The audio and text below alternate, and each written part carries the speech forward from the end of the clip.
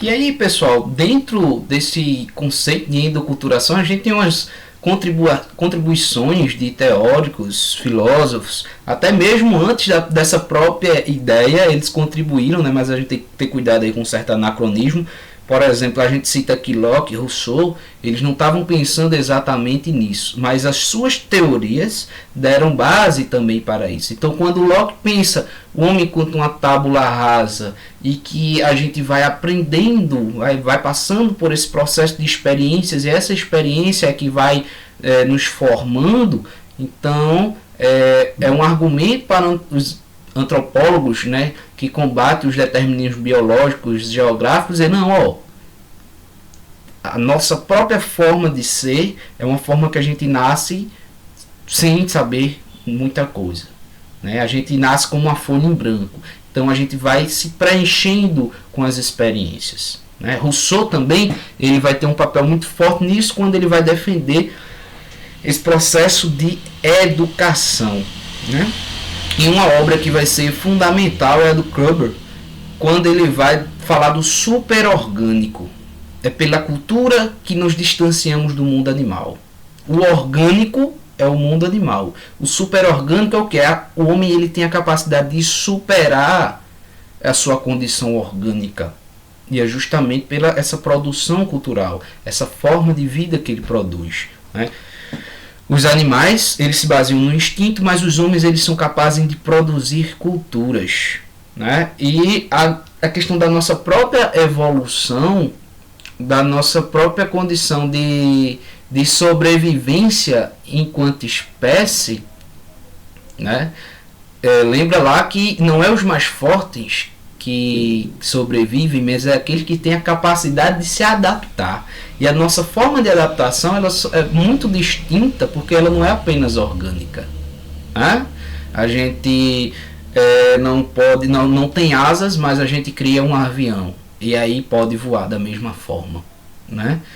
Então perceba esse processo de distinção, né, da cultura e do que é orgânico, né, o que é o cultural, aquilo que a gente cria, que está para além do biológico, para além do geográfico, está para além do orgânico, é uma criação humana de uma forma de vida que nos distingue de qualquer outra espécie, né? E dentro desse sentido, como é que a cultura atua, né, essa influência da cultura, né, nas nossas formas de relação social? Tem uma frase que diz, né, que a cultura é como uma lente através da qual os homens veem o mundo. Ou seja, a minha visão de mundo, como eu compreendo as coisas, os fenômenos, como eu compreendo a vida, ela está relacionada à cultura a qual eu pertenço. Por exemplo, opiniões sobre alguma coisa, a minha forma de ver um fenômeno muitas vezes vai estar atrelado à minha religiosidade, à minha moral, à minha ética, às crenças que eu carrego. E isso é o que? Isso é cultura, né? Qual é um problema que pode acontecer a partir daí? É justamente do etnocentrismo. O que é o etnocentrismo? É uma certa visão intolerante. Eu não aceito a visão do outro. É quando eu me recuso, né? A gente fala um pouco sobre a intolerância religiosa, ou a minha certa, a minha verdadeira, a minha correta e a do outro é errada. A do outro é mal. A minha representa o bem, a do outro representa o mal. Então, essa questão da cultura, ela pode justamente, quando ela é um lugar de fala, se fala de um modo específico e eu não abro a minha visão para ver que existem outras culturas, outros modos de conceber o mundo, é um risco incorrer na intolerância, no etnocentrismo, né? E ela está presente aí, desse modo, na nossa forma de enxergar a vida, na nossa forma de enxergar a morte, nos nossos processos fisiológicos, inclusive, ela de alguma forma está presente. Então, o que é vida, o que é morte, o que são fenômenos físicos, corporal, reações, sentimentos, o choro, o sorriso, ela vai estar atrelado também a como se enxerga a vida, como se enxerga a morte, e tudo isso é um traço cultural. Tudo isso varia de cultura para cultura, né? Tem cultura que as pessoas morrem e se sente muita dor, se chora, né? Mas em outras se alegram. E aí está atrelado ao quê? A sua crença, a sua religiosidade, a sua cultura. Nós percebemos aí tanto a diversificação como a questão que a gente falava no começo desse vídeo. Uma característica da cultura é que ela é dinâmica, ela é diversa e ela é mutável, né? O dinamismo, há um dinamismo nisso. Um grande antropólogo dos nossos tempos, vale a pena citar, é o Levi Strauss. Ele é um estruturalista, é uma das correntes antropológicas, né, de maior destaque, sobretudo. Ele é um dos maiores antropólogos da contemporaneidade e vai chamar a atenção também para que as mudanças e o encontro de cultura, que é o que a gente chama de aculturação, e é preciso chamar a atenção a esse conceito de aculturação, porque a gente tem o conceito de aculturação como sendo o quê? O A, geralmente a gente entende como um prefixo de negação, né? Tipo, teísta é quem crê em Deus, ateu é quem nega a existência de Deus. Só que aqui o A, ele não está no sentido de um negar a cultura, mas a aculturação, ela é um conceito que designa o encontro de culturas, né? E a partir daí uma fusão que há.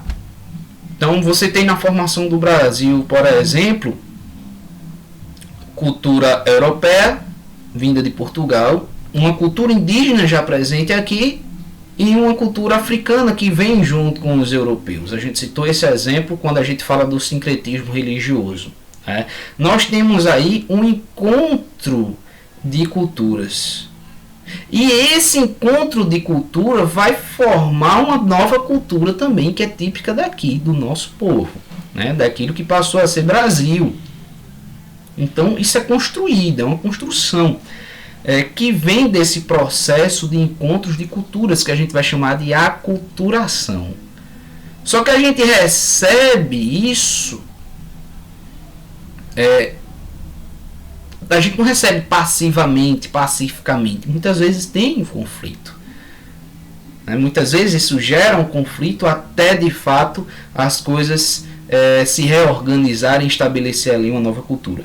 Inclusive hoje, pelo esse caráter dinâmico da cultura, de visão de mundo, algumas coisas que a gente aprende culturalmente com os mais antigos, hoje quando nos fala isso é certo, isso é errado, isso é assim, tal crença, muitas vezes a gente recebe com estranheza, muitas vezes a gente não aceita mais, né?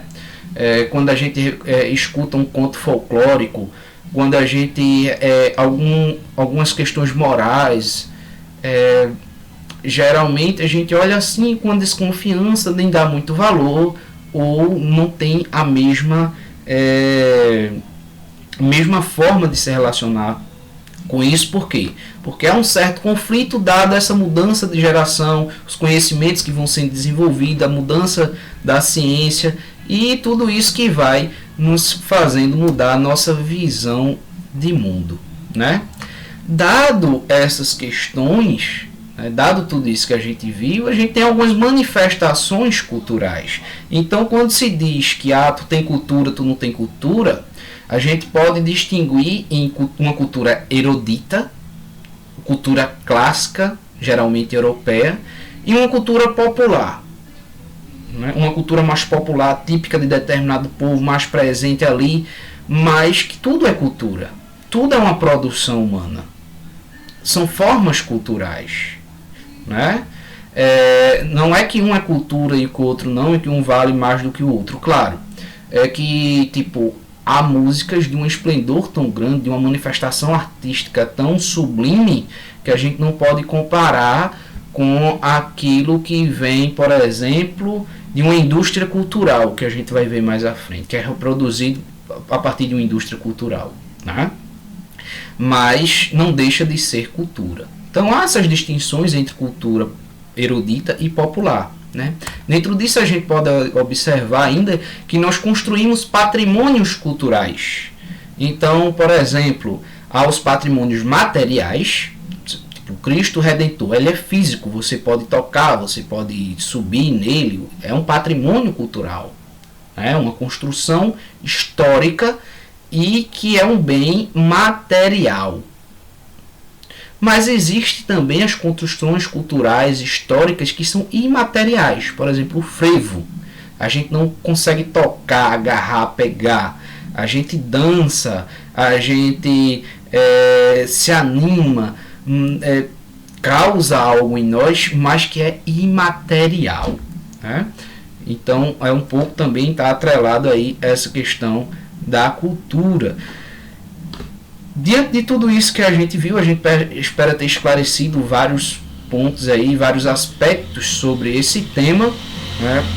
Qualquer dúvida estamos à disposição, é só nos procurar, tá? E tendo essa base aí sobre o conceito de cultura, nas próximas aulas a gente vai desenvolvendo outros temas. Um abraço a todos e ótimos estudos.